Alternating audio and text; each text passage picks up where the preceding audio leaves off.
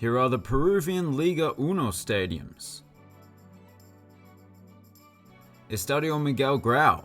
Although this multi-purpose venue does look like many stadiums you've seen before, it has one feature that most similar stadiums don't have, and that's a wraparound concourse, which not only allows for easier navigation from point A to point B, but I think it makes it look like a more complete and permanent stadium. Estadio Union Tama.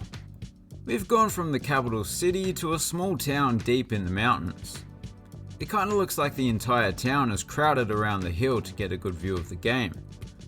But no, the town's not that small, it's just one neighborhood that is treated to such a view. Beautiful.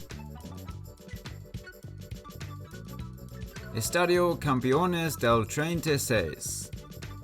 The name of the stadium is in reference to the 1936 Olympics, where Peru had their win against Austria revoked. Austria were effectively the home side in Nazi Germany, so Peru felt that it was the Nazis that interfered, because they couldn't handle losing to a people they deemed to be inferior. I wouldn't put it past them, they've done worse. In its current state, this is a very lopsided stadium. We are back in the capital at Estadio Alejandro Villanueva, more often called Matute by the locals due to that being the neighborhood it's situated in. I much prefer the name Estadio Alejandro Villanueva, but they just don't listen to me. The stadium's design is a pretty straightforward, symmetrical single-tiered bowl, but it seems to be in fairly good condition and the amenities are above average for this league. Estadio Municipal de Bernal has the smallest capacity in the league at just 7,000, but that's actually kinda impressive because the town itself has less than 6,000 people. How are they filling it up? Are spectators bringing their dogs along? No, it's connected to a road of course, and cars exist. So people drive from neighbouring towns, of which there are plenty. Estadio Guillermo Briseno Rosa Medina. This stadium is fresh off a rebuild that took a few years but was finally finished in 2020. The new exterior has some nice hits of stonework, but the seating is the highlight for me. That is such a cool pattern and colour combination. It's inspired by traditional Peruvian textiles. The seating at the ends unfortunately didn't get the same treatment. Estadio Man City. Plenty of stadiums in South America have nicknames, but not many are named after somebody else's nickname. Well, Man City was less of a nickname, more of a pseudonym, for Jose Faustino Sanchez Carrion, who is considered to be one of the founding fathers of Peru. Design-wise, the stadium doesn't set the world alight, but that's fine, it does the job I'm sure. Estadio Garcilaso.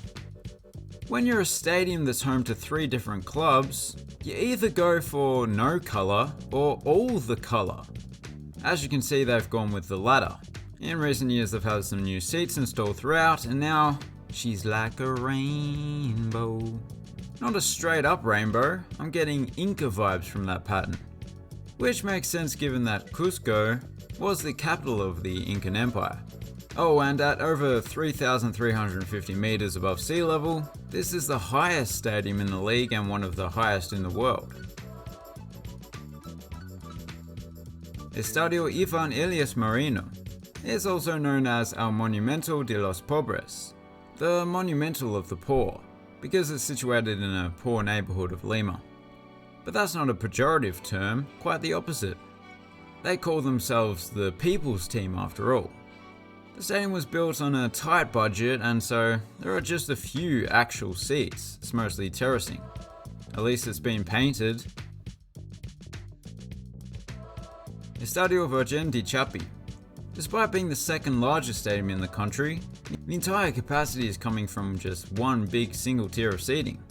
Well, it's seating along the sidelines and terracing at the ends. Color coded for your convenience. In case you were wondering, that there volcano is called Misty. The peak of Misty is 5,822 meters above sea level. Oh, I've been forgetting the Americans and Liberians. 5,822 meters is around 45 ounces, I believe. Estadio Huancayo. Sorry to keep mentioning elevation, but this is the second highest in the league, also in the 3,000 meter plus club. So whoever's using this running track is going to have a great VO2 max score. And the players themselves must feel like they are breathing in pure oxygen when they play in Lima. Although, you know what, the city's pollution probably counteracts that. Estadio Alberto Gallardo. You may immediately notice the southern stand's precarious proximity to the river. Well, they have actually started digging a channel to divert the course of the river. In the meantime, the southern stand is understandably out of bounds.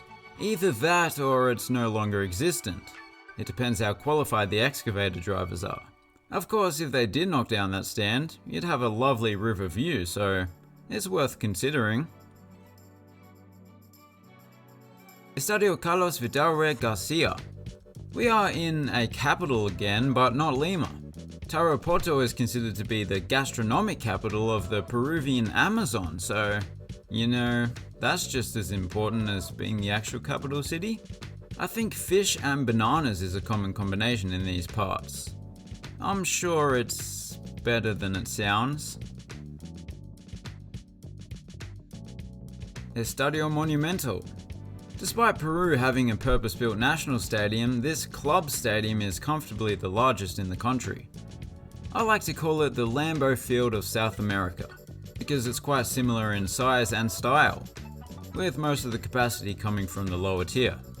I doubt the locals call themselves cheeseheads though.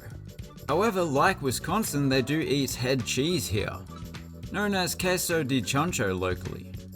71% of the audience is now vegan. Estadio Héroes de San Ramon. The stadium may have been built in the midst of World War II, but it's named after heroes of the War of the Pacific, fought between Chile and a Peru-Bolivia alliance in the late 19th century, specifically the Battle of San Ramon. There is a running track here, but it's a narrow one, and so, as you can probably see, the spectators are still pretty close.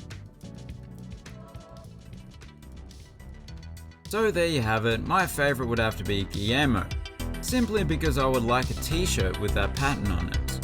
Please consider subscribing if you haven't done so already, and as always, thanks for watching, have a good one.